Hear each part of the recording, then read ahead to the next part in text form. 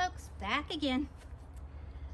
I don't want to take the chance of putting her up here and then starting the camera and having her jump down. So you will see me coming into focus with her in my arms. So again, I know this looks a little ridiculous, but it really helps to keep the hairs from embedding themselves into your clothing. Sometimes even when you wash it, you can still feel a little prickly, so I don't mind looking ridiculous. Besides, it's a little chilly out here, so it kind of helps me. Okay, so we are gonna start actually clipping. First off, I have the blanket down here, or the towel, just so that she feels a little more comfortable. She feels a little like she has her footing. The table is plastic and it would be a lot easier to clean, but it makes her a little nervous. So it's for her benefit, and I think it probably keeps her a little warmer too. I had forgotten my brush in the last clip, so this is the brush I use. It's old. It too has little bite marks and stuff on it, but it works great, and it really does a fantastic job of getting through their fur. Even with the tight curls, it really does an amazing job. And it doesn't have static. It's not metal bristled, it's plastic bristled. And boar's, well, probably a faux, like boar's hair, but it's plastic and boar's hair bristles. So it not only gets the tangles out, but it kind of helps to distribute any of their natural oils or anything, and they always have the most beautiful shiny coats when they're all clean and pretty. Of course, sometimes they're little ragamuffins like now, but that's what the brush is for. Anyway, like I said, we do this ideally every night. We do this, but sometimes life gets going. You really should do at least twice a week, very least, to keep them nice and clean, and they feel better. I don't know about your pups, but my babies, when they don't have their bath and their brushing, they get mopey. They really get mopey, especially Peanut. She's a priss, and she really wants to be pampered, and she wants her little spa days. She will even go to the tub and put her paws up on the edge of the tub to tell me, listen, Mama, it's been a week and I want my bath. But I typically do, we do have a little static today, but it's this. I typically bathe them once a week, every Saturday. And some of you might think this is weird. That's okay, it works for me. You don't have to do it.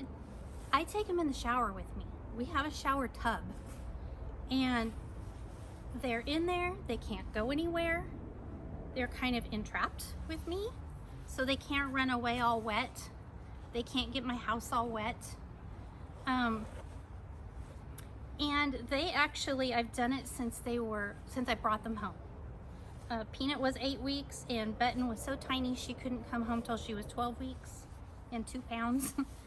But since we got them home, that first week we got them home, they've gone in the shower, a little bit of water, warm water in the bottom, like a bath, but not enough that they panic, just to kind of get it maybe mid-belly. And that's how we started it, so that they could learn to really enjoy it. I would put their squeaky toys in there. I would put a toothbrush, and I would a doggy toothbrush, and I, just let them chew on it. Let them chew on these things, guys. It familiarizes them with it. They discover the world like babies with their mouths. And if these things that you're going to be using on them every day are something that's familiar to them, and it's not something they get in trouble for chewing on or whatever, they're going to recognize it as being something that is good for them. It is comforting, and you can see she doesn't mind this a bit. They love their brushings. So I've kind of gotten through. I'm trying to get some of this dirt off from when she was romping around over there earlier, barking at the neighbor dog. But I think I've got a pretty good lead on it, enough so that we can kind of get started. Again, I have the number 4 comb guide on here, which I think it was 12 millimeter. Yes, 12 millimeter. I either use that or the number 6 guide, which is 18 millimeter, depending on how long you want their fluff for the seasons. And I use this guide on their entire body. I don't change it. The only time I take it off is when I try and do around their feet. Everything else, this is it. So again, I'm not a professional groomer, but I do this just to keep them up, and they enjoy it. They like to be clean. They enjoy being clean, I guess I should say. She doesn't necessarily like her head being done. She in particular doesn't like having her head washed. Peanut would have been a lot easier to show you all this stuff with. She's 8 years old, where Button here is only 2. But I felt like that was kind of taking an easy out. And this is a little more challenging, but I want you to see that you can do it. I mean, the only difference between your everyday person and a professional is that they've had training. It has nothing to do with capability. So if you are worried, concerned, think, oh, I don't have the talent, I don't want to mess them up, they're so cute, and I don't want their fur to be all messed up and ugly, it will grow back. You will never learn how to do it if you don't try. So the thing is too, you can't really mess up if you use the guides. The guides are there to prevent you from getting it too short or too long. I would suggest though that once you start with a guide, unless it's too long and you want to shorten it, well, look at it some more. You like it? You're such a good girl. You're such a good girl. Can I keep going? So unless it's too long, what's the deal? What's the deal? Come on. It wouldn't change out the guide. So if you start with a guide and it seems like it's too short, unless you do it in a spot like on their belly or something where nobody can see it, I wouldn't change it out, because then you're gonna have something evident that you messed up. Just go with it. If it's too short, it's too short. It will grow very quickly. Within a couple weeks or a month, they'll be at that perfect length. So don't stress it. Use this time with your pup as a time to bond. Remember to talk to them. Remember to pet them. Oh, tune in. Any time you spend with your baby is the best thing in the world in their eyes. But it should always come from a place of love and compassion. And is it tickling? What's the story? Can I do this side? Can I do it? She's not usually this jumpy. I don't know what that's about. Probably doesn't help. You can't see that side. Let me switch. She, like I said, she's 2. She's still a little jumpy about things. When I got her, she was so scared of everything. Everything. She just hid, literally, probably the first month that we had her. If she wasn't in my arms, she was hiding. And so we have come a long way. And she is just the sweetest love. And my other Cavachon, completely different temperament. Just a little social butterfly. Thinks that everybody that comes to the house is coming for her. And just wants to give everybody love and attention. This one is still not particularly happy with strangers coming over.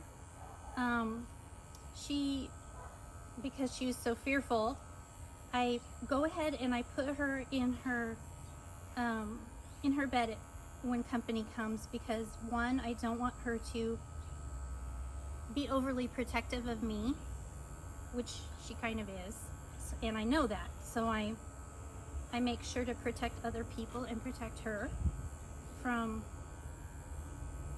I don't even know what. She hasn't done anything, but I think it's healthy sometimes for them, even though they're a pack animal and they are gonna wanna be with you all the time, follow you to the bathroom, be right at your side constantly. It's really important that boundaries are set so that they understand they don't need to be afraid that they're not with their pack. It's okay to be alone sometimes. So when we have company, I put her in her house. It prevents her from barking and jumping around and kind of being anxious. It gives her that comfortable place that she knows is safe. And it teaches her to, little bits at a time. I don't put her in there all day, but little bits at a time, that she doesn't need to have anxiety when she's not with me, which is really, really important. So